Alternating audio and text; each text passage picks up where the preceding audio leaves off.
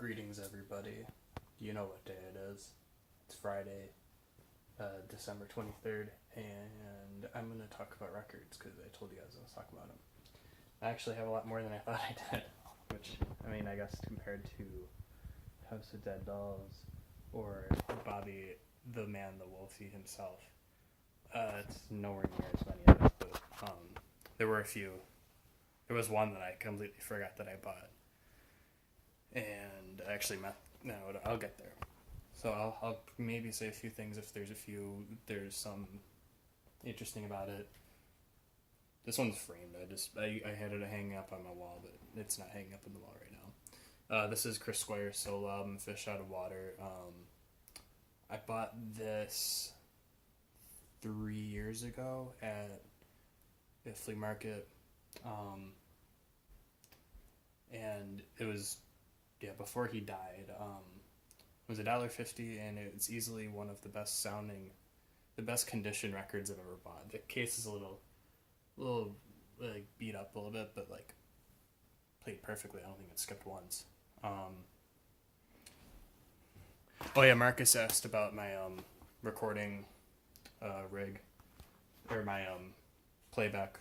There's nothing much to it. It's one of those ion playback, like USB turntables. It's kind of a piece of shit, pardon my French, but I don't have like a proper like sound system, so sorry to disappoint. This is another framed one, just because I really like this record. Steely Dan, Pretzel Logic. Also realize this is reversed, so fuck. Let's keep going. Hopefully this isn't reversed. I'll have to maybe change it in post. I don't know. Still learning this new camera phone thing. Pretzel Logic, great album, great band. I love Steely Dan, one of my favorite bands of all time. That's all I really have to say about that. This is the one that I forgot that I bought. This is it's the only record I have that's still sealed. It's Ike Willis, Should Have Gone Before I Left. Have not heard it. I bought it, I think the same day I bought the Chris Squire album. Haven't heard it. I don't know what's on it because I haven't opened it yet. I actually met him a few months ago. A month ago. I met Ike Willis at a local concert. Man, I should have had him sign that. That would have been really cool. Speaking of Frank Zappa people, at Jean-Luc Ponty Live. There's the back. He played violin for Frank back in the 70s. But I haven't heard that one either. These are all out of order. So this is the first Crosby, Stills and Nash album. Really, really good album. If you haven't heard it, totally check it out. Here's the back of it. Nothing really else to say. It's just one of the easily the best. Well, one of the best harmonies, the best harmonies in music of all time. This one was a gift from D.A. Crunch, sort of an in-joke, but I do unironically like Al Jolson. The Jazz Singer was a pretty good movie, and here's the back. This is a thing about old records, or really old records, or like from like the 60s and 50s. They're really heavy. I mean, there's a resurgence in 180 gram, but those things are heavy. This is Mike Oldfield, Tubular Bells. If you've seen or heard the Exorcist song, it's a segment from this album. All instrumental. This one guy played every single instrument on it. Totally, it's really good. Really good instrumental album if you are in the mood for that. But I know I bought this one the same day. One of my favorite movies, and easily the best movie soundtrack ever made, is A Clockwork Orange by Stanley Kubrick, directed by Stanley Kubrick. This is super early MIDI by, does it say? Oh, okay, this is by, at the time, Walter Carlos, who is now Wendy Carlos. Really good soundtrack. Definitely cool getting that in vinyl for. These are just ones sometimes I would just go to Goodwill and just get weird records. I haven't really sampled this yet. but it's a whole album of sound effects. So I don't know how bad or good this is. So I have volume 2 and volume 5 of these sound effects. Figured I'd do something with them. Thought it was kind of neat. This is Sexy Stories of the Yiddish flavor told by the Hamish comedian Marty Gale. I have sampled this. This was the first record I ever sampled. It is on the Gary Go Guy Jim Parcel Bandcamp. It's the Marty Gale EP. It's pretty tame humor for these days, but this was what constituted kind of quote unquote naughty humor back in the I think 60s. I think this was from 1965. I haven't been able to find much information on this guy, so I still have no idea. There's not much out there on the internet, which is kind of strange. But yeah, this was the other record that was sealed, and then I opened it. Ramones Mania, just the best of album from the Ramones. Unfortunately, the disc was warped when I took it out of packaging, so that kind of sucked. I should have just kept it in the packaging. Or just bought an unopened one. Is this one still? No, it's not still sealed. Okay. Another Steely Dan record, Katie Lied.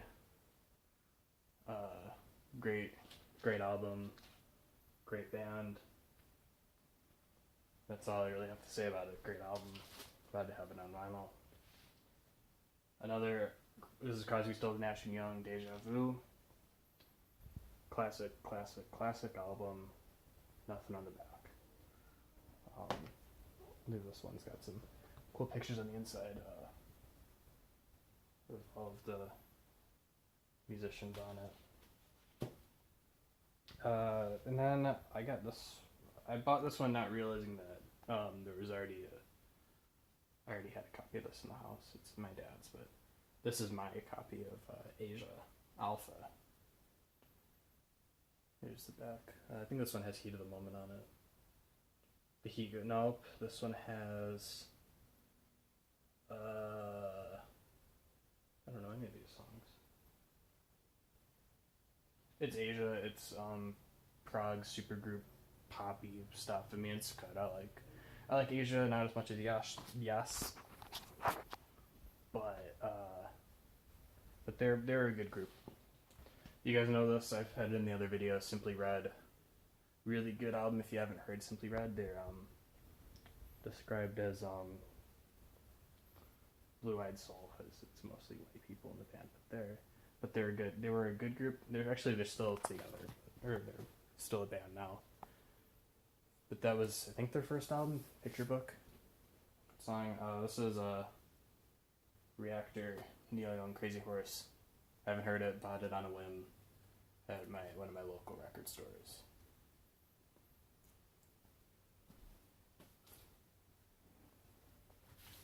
So when I got, this is one of my yard sale ones. I think this is the first Chicago album.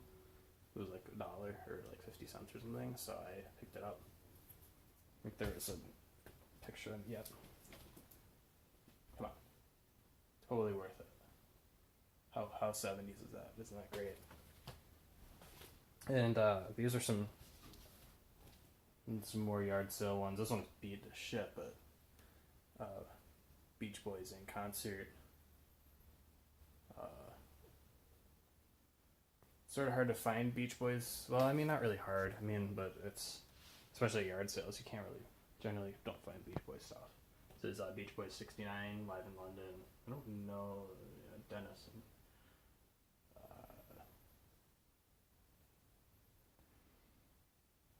Brian Wilson wasn't, it doesn't look like he was on this. Oh, he was right there on the, haven't heard this one. I heard the Beach Boys in concert. That's a good album, but yeah, just it was there too, so I picked it up. And these two are the first two albums I ever got. This was before I even started, like, before I even had something to play back. I got these for free at a yard sale. This is Willie Nelson, Always on My Mind. This is why I got the frames. I originally had these framed on my wall. I was like, hey, records are cheap wall art. that's why I started. That's why I started to buy them, because I wanted wall art for my room. And this is The Troublemaker by Willie Nelson. Here's the back. Yeah, those hung on my wall for easily like 2 or 3 years before even. And this one, I just have it because you can't have a record collection without Rod Stewart's greatest hits, can you? There's the back. It's you can't. It's all the good songs. The first cut is the deepest, which I believe Cat Stevens wrote that song. And Do You Think I'm Sexy? Great song. Yeah, it's just Rod Stewart. Yeah, this is gonna take some time to upload because it's 11 minutes long. So yeah, so I will see you guys tomorrow. Bye.